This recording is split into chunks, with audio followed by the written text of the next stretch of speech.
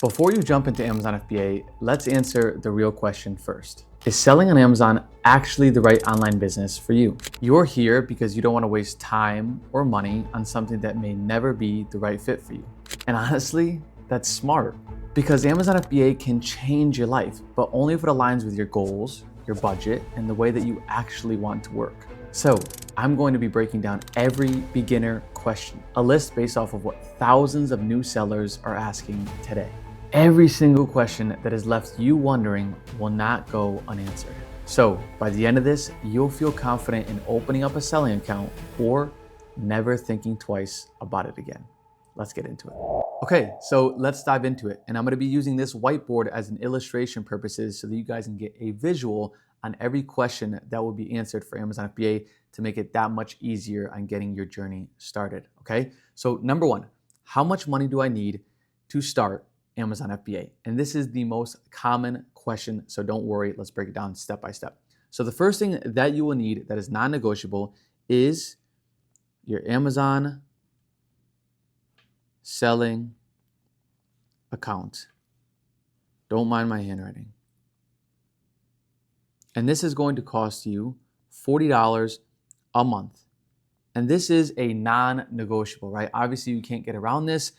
Every seller who has an Amazon selling account and that is selling on the marketplace has to have an Amazon selling account, okay? So that's the first expense. Now, the second expense, which you absolutely need to get the business going, are these two softwares that allow you to read the data on which products to buy and to calculate your profits on which products that you are buying, okay? And those softwares, we'll just call them SellerAmp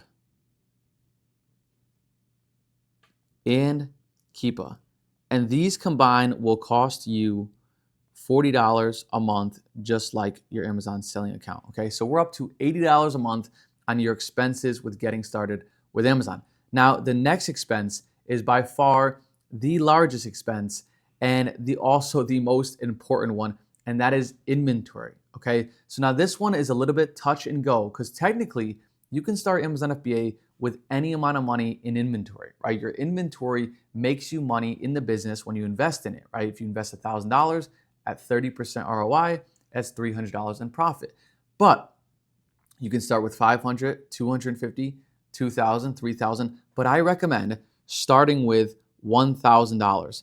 That's a really good sweet point to get your business up and running off of the ground, okay? So if you're starting with $1,000 in inventory, your initial kickoff cost to get ready with Amazon FBA is $1,080. And then after that, it's gonna cost $80 a month, okay? And now, despite whatever you see online, these are the only costs that are necessary and that are essential. And yes, I'm calling these two softwares essential, or else you won't be able to find products and make proper buying decisions on these products. So outside of this, don't worry about getting anything else. Everything else will get up and running as you start to make money and revenue in the business, right?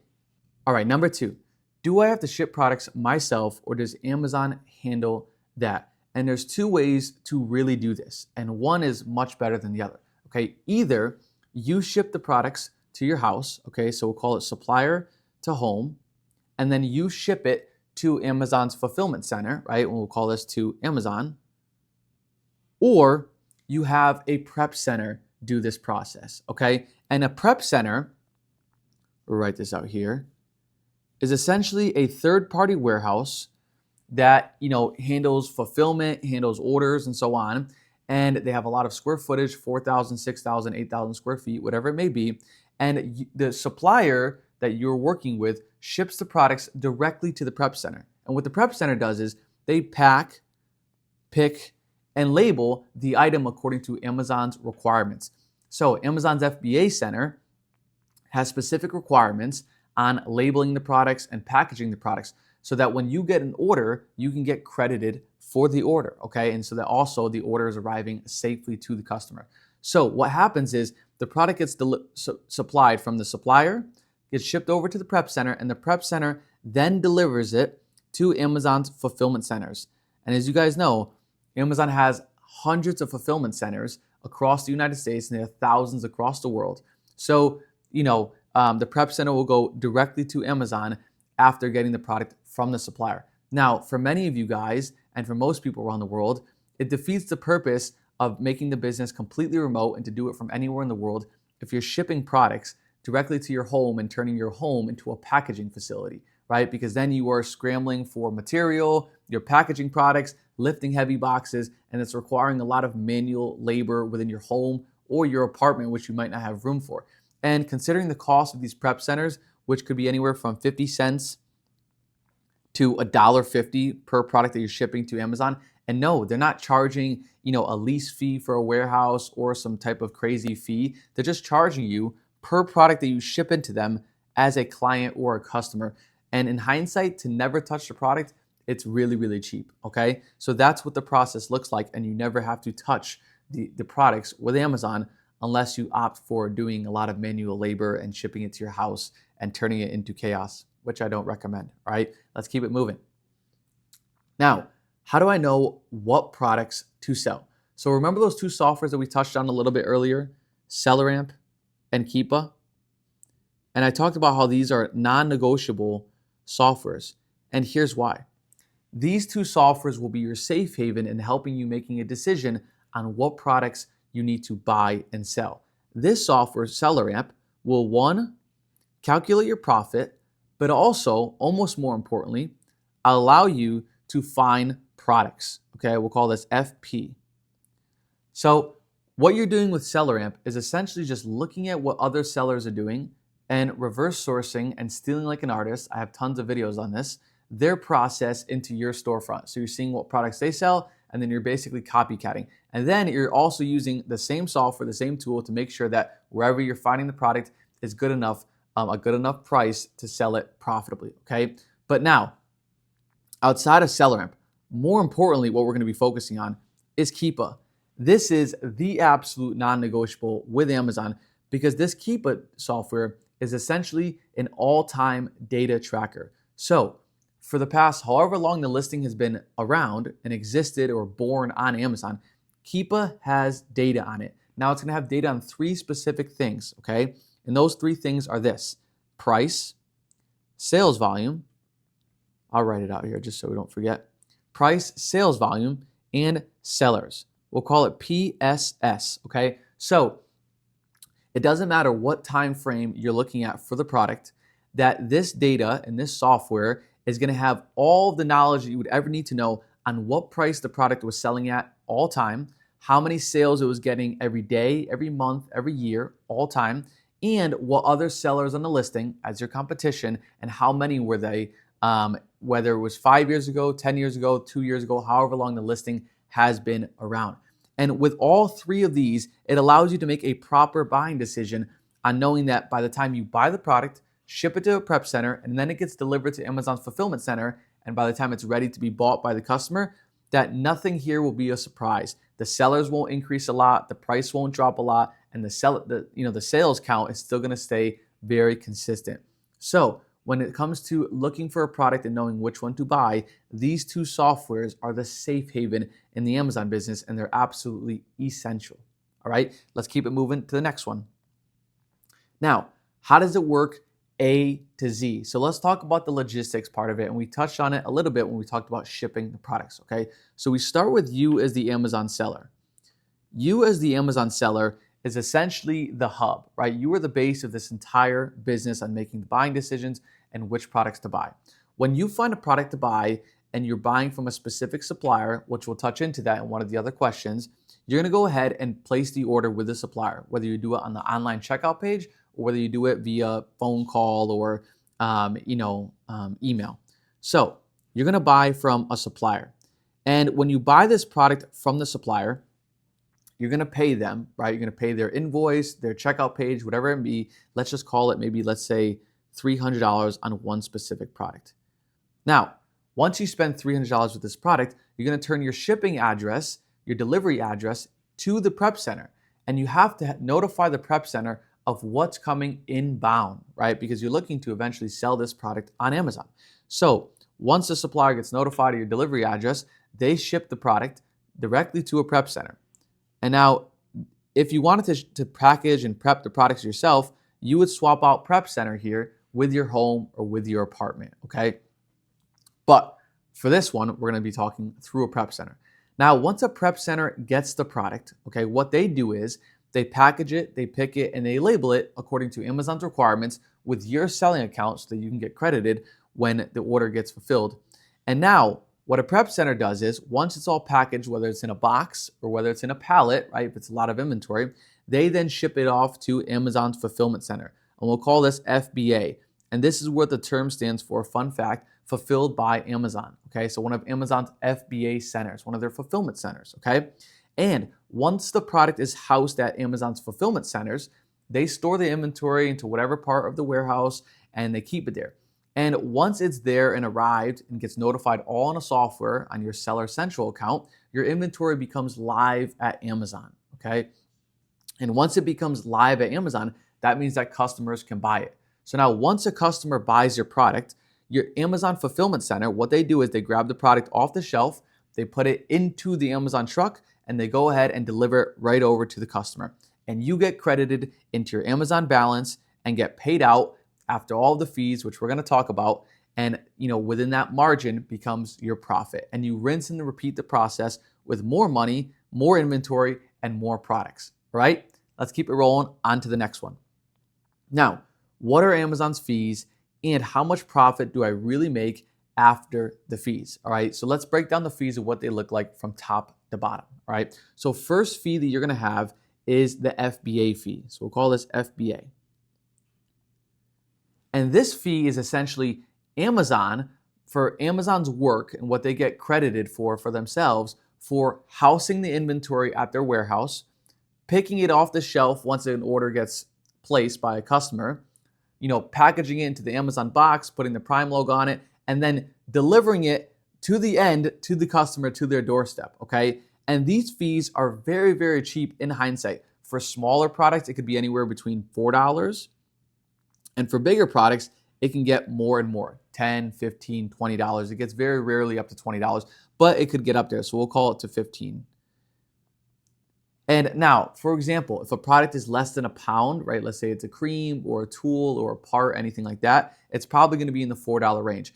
If it's something that's 10 pounds or 15 pounds and it's 20 inches by 20 inches, then it's probably going to be closer to $15, which is still very, very cheap in hindsight because we're basically paying Amazon to house all of our inventory and deliver it directly to a customer for $4. You can't even buy a shipping label in the US for $4 anymore, okay? Now, that's your first fee. Your second fee is the referral fee. Now, this is a fee that's taken on every single sale of the item from Amazon, okay? So when you sell a product, Amazon is always going to take 15% of the entire sale of the item. And if you sell a product that's under $10, it becomes 10%, okay? Or even 8% at times. It gets lower and lower. Now, these are your two major fees when selling on Amazon and when calculating your profits and whatnot. Now, there's a few other fees that you probably see online, and that is the storage or inventory fee, you can call it. And before you kind of shrug your shoulders here and say, I knew it, I knew there was a big fee here, these are so minimal, they basically don't even exist. And if you ever see something online where people talk about, what about all the storage fees? Watch what I'm about to tell you here, okay? So if you have a small product, let's say under a pound or a pound, kind of like what this FBA fee is here, and you have it stored at Amazon for 1 month or 3 weeks or 2 weeks, whatever it may be, those fees can be as low as 1 cent.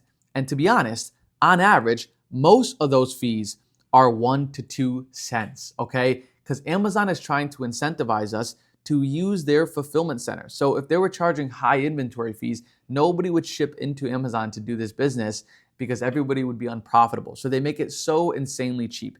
Now, if your inventory doesn't sell and it takes 5 to 6 to 7 months to sell, which you would be doing something very, very wrong in the sourcing process if it did, because your inventory should be taking no longer than 45 to 60 days at most to sell through, then those fees can go up to 5 to 10 cents. Still insanely small in hindsight. Now, the only catch or important thing to know is during the Christmas season, during Q4, these fees go up by 3 to 4 times because Amazon has to incentivize the inventory going in and out because they have so many inventory coming through because there's so many orders coming through because it's a very hot season for e-commerce. So they increase these fees. Again, still very small in hindsight, but it's very, very important to know, okay?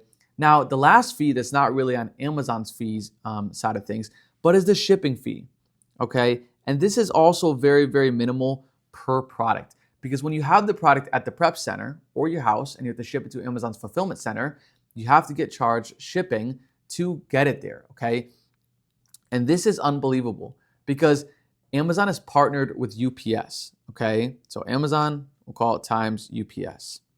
And for a box that weighs 50 pounds, 25 inches on a side, which is Amazon's requirement on shipping it to Amazon, it could be as low as $10 and I've seen as high as $15, okay? So if you think about this, $10 to ship a box, and let's say it's from Connecticut to Florida, is so insanely cheap, or even $15, because if you went to UPS and just bought a regular shipping label for the same size box and the same weight, it'd probably be $60 to $70 to $80. So it's almost 25 or almost 75% cheaper with shipping it with UPS's partnered carrier because they have a relationship. Now think of it like this. If you have 100 units or 100 products of inventory in that one box, then it becomes like 10 cents per product, which becomes almost minimal, okay? Which is so insanely cheap. 10 cents to ship a product into Amazon is almost nothing, all right? And as you ship more products and have more products in one box, it becomes even cheaper. So there's your roundup of fees. And to give you a little bit of context on how much money you would have after these fees, just to put it on paper, if you were to buy a product for $20 and sell it on Amazon to make profit on it, and let's say you wanted 30% ROI, because that's kind of like the going number here, and you wanted maybe $5 profit, this is kind of what you wanted to make, you would probably have to sell this product for $38 to $40, okay? And that way you would get your $5 profit and 30% ROI. Now, it might be a little bit more than that, or it might be a little bit less than that. And of course, this changes if the product is 20 pounds heavy or 25 pounds heavy. But for the most part, majority of products on Amazon are less than a pound or less than 2 pounds. So this is kind of what you would be seeing. And if the product is heavier, the FBA fee is higher and you probably have to sell it for $45 or $44, okay? Let's keep it moving. What happens if my products don't sell or get returned, all right? This is a very big one. And now I'm not just saying that if your products just sit at Amazon's fulfillment center for 5 months or 6 months, because if they do, you're just gonna be collecting those inventory fees. But if your products for whatever reason don't sell and you have to get them returned or removed from Amazon, this is what happens. It's called a removal order. And what you do here is you're basically telling Amazon, you're throwing in the white flag for whatever reason, and you're saying that I need this inventory out of your fulfillment center because I don't want to pay your fees anymore, right? I'm all done with the fees. The inventory is not selling. It's becoming dead inventory is what it's called in the Amazon business, okay? So what happens is you have to either ask Amazon to dispose of the inventory, either dispose it, or have it shipped back to your prep center or to your house where you can potentially use it or throw it away yourself. And Amazon charges for these removal orders because of course they have to put it onto a truck, a prime truck, and ship it back to you and whatnot. But typically I just opt for disposing if, let's say, the inventory becomes damaged, I no longer want it anymore, just dispose of it or donate it, okay? But you can also send it back to you to use it. Now, you can also do this if you just bought really bad inventory and you spent $100 on inventory and it's just not selling. If the inventory is just not selling and the $100 becomes a waste, you can just ship it back to you and consider that product as a loss, okay? And just use it as loss. Or even better, what you can do is, once you grow in the business, you can also just sell it across Walmart and eBay and try to recoup some of your profits or some of your product so that way you don't have any losses in the business, okay? And this is what I do at this scale of the business. And once you grow in the Amazon business, this is what you'll get to do as well, okay?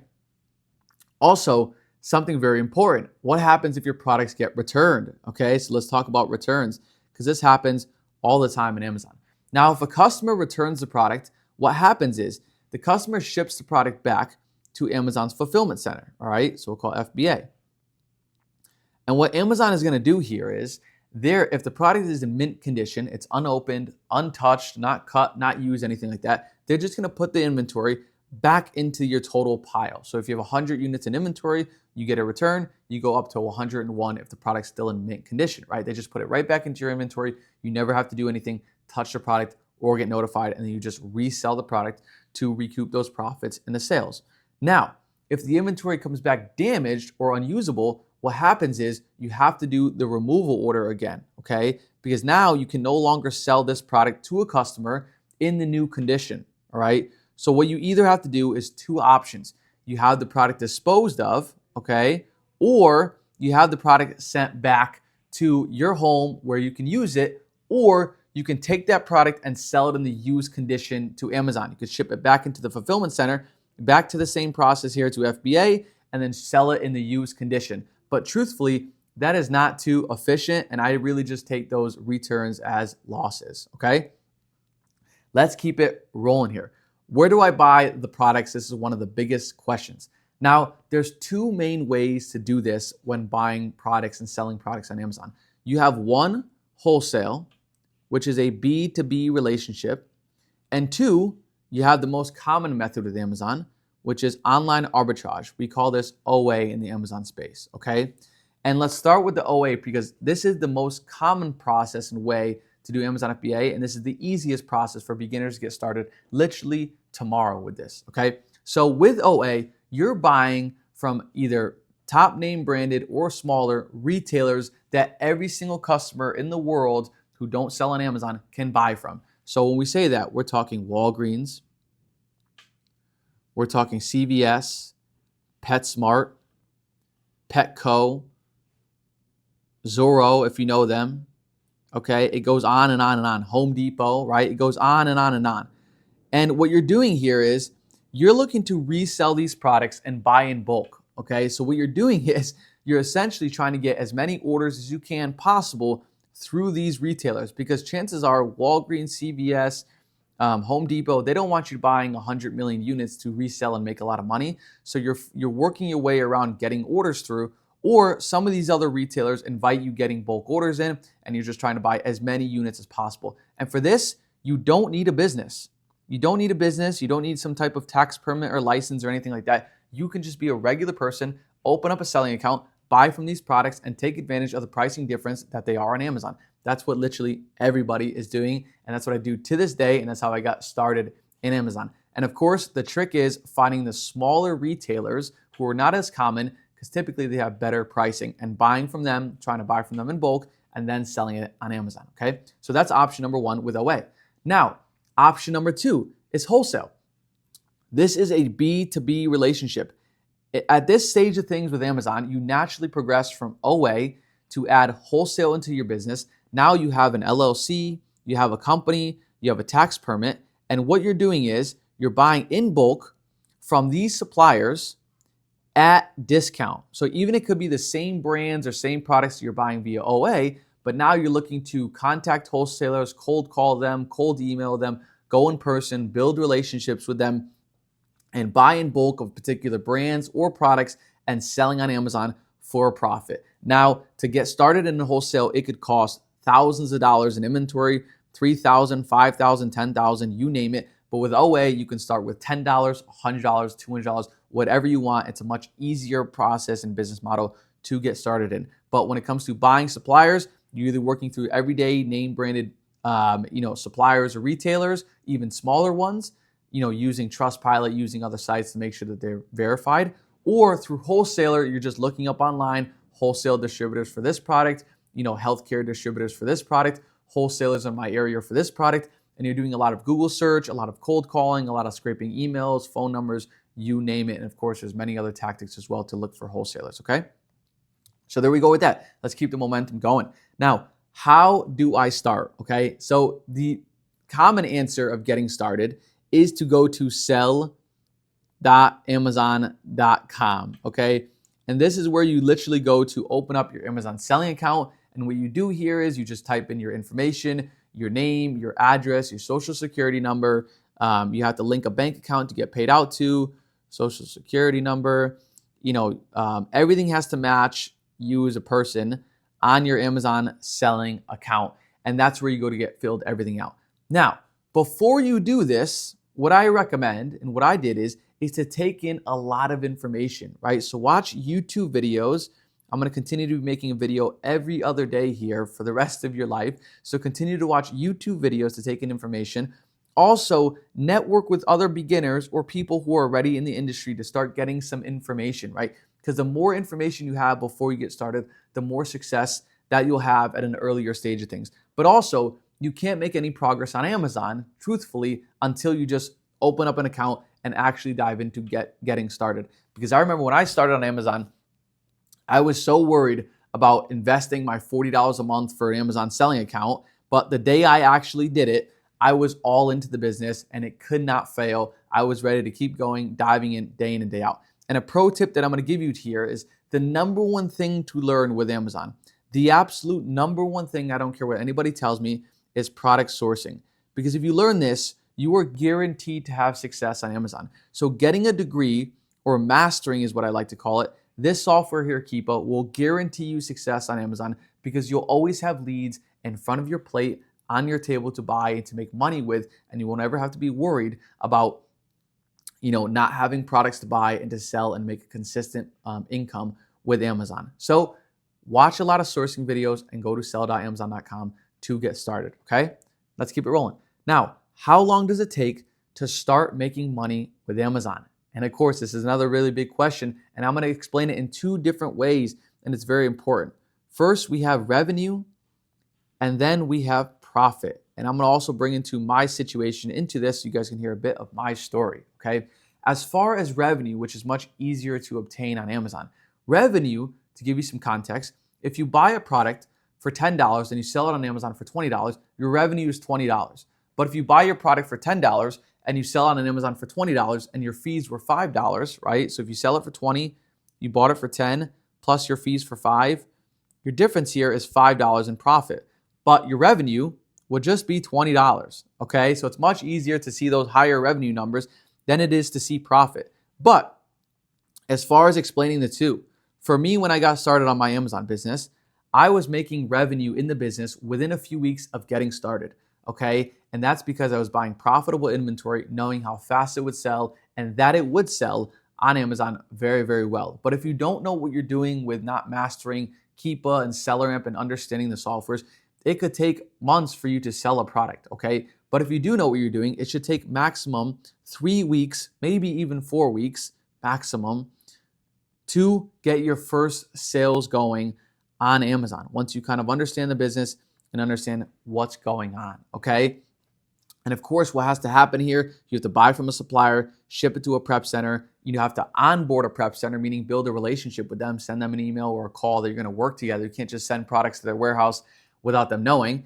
And then they have to send it to Amazon's fulfillment center and it has to be sold, okay? Of course, depending on how fast the product actually sells. But it shouldn't take very long to get to these revenue numbers and then start scaling up very, very quickly once you understand the process, okay? Now, as far as profit, okay, this is a bit different, okay? Because most of your profits in your Amazon business will just be continued to get reinvested, okay, back into the business if you want to scale and grow very quickly. For the first months of my business, I just continued to reinvest my profits because I didn't start with much money and I wanted to grow the business faster and faster so it would be easier to grow higher. And with the Amazon business, it's very unique and neat because the more money you have in the business or the more you do it, the easier it becomes because you have basically more leads to buy, more money to spend around and take a risk on, okay?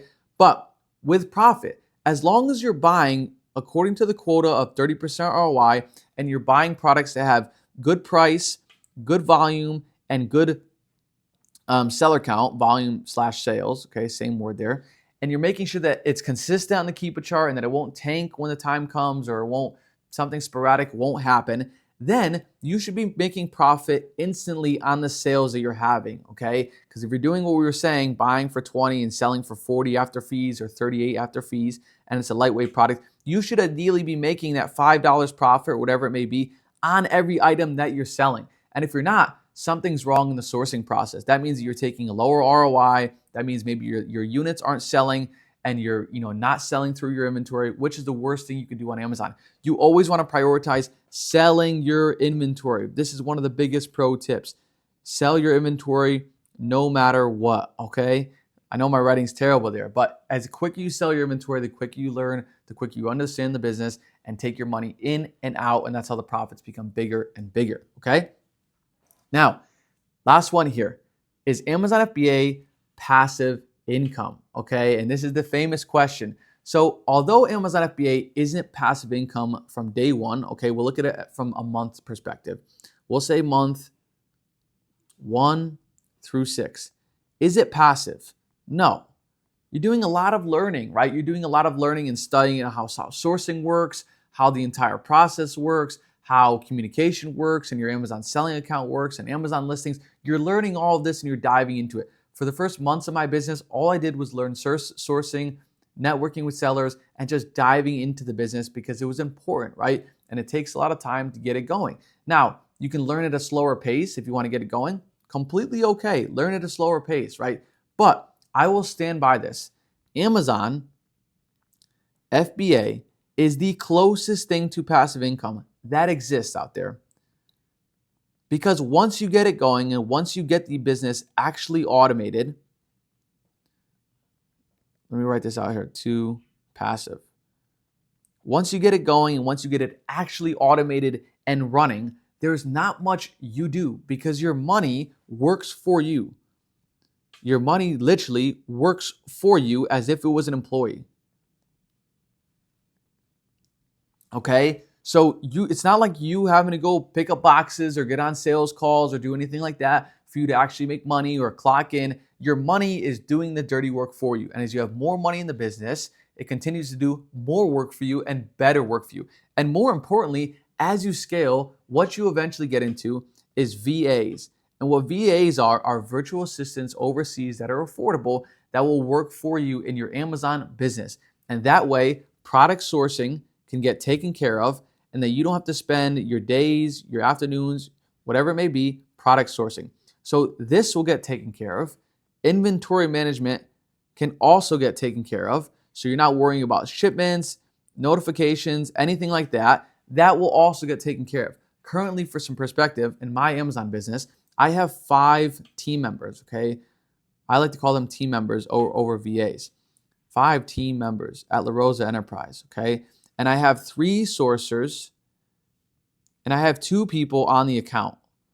They literally pay my bills. They pay the salaries of these other sourcers. They give me notifications daily in the account. They do almost everything for the business. So me being 4 years into the business, a lot of things are delegated, okay? That's the famous word that you'll get into is delegation. And that's what gets it closer and closer and closer to passive income, all right? The last thing you do, the only thing that I do right now as an admin, I'll call myself an admin, is make the buying decisions. And of course, I'm close to this point where some of my team members can make those decisions for the business in the company, okay? But again, your money works for you. You are not doing physical labor or physical work to grow the business. You know, Amazon is open 24 hours a day, 7 days a week, okay? So you're not worrying about when the business is open, when the business is closed, because regardless of holidays, whether it's Christmas, Thanksgiving, you name it, Amazon is open and you can be getting sales if you're doing the business right, okay? So there we go. There is if Amazon FBA is passive income and if the business is right for you. So there are 10 beginner questions that we went through in detail on Amazon FBA and you getting started with it. And if you like this video, please like and subscribe. It helps grow the channel and helps inspire people like you. And that's what this is all about, is getting you guys to get started with Amazon FBA and start finding some success. Because as you know, I've been traveling the world for the past few years while doing Amazon and every single time zone, and it has completely changed my life. And that's why I'm so passionate about it and helping you guys. So there we go. Please like, subscribe, and comment on the video. And I will see you guys in the next one.